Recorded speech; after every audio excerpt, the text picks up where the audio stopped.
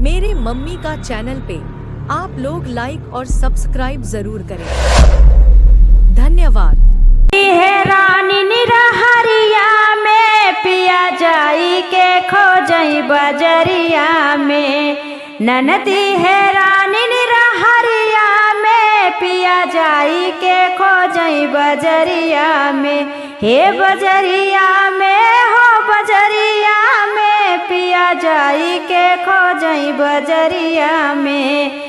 ननदी के यार हलवैया बेटौना, ननदी के यार हलवैया बेटौना। अरे खियावई मिठैया रहरिया में पिया जाई के खोजई बजरिया में। हो खियावई मिठैया रहरिया में पिया जाई के खोजई बजरिया में। ननदी है रानी निरहरिया में पिया जाई के खोजई बजरिया में।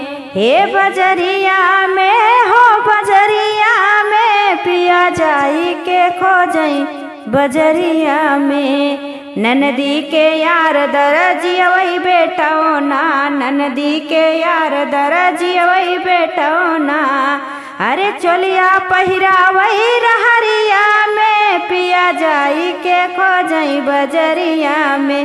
हो चलिया पहिरावई रहरिया में पिया जाई के खोजई बजरिया में। ननदी है रानी निरहरिया में पिया जाई के खोजई बजरिया में। हे बजरिया में हो बजरिया में पिया जाई के खोजई बजरिया में।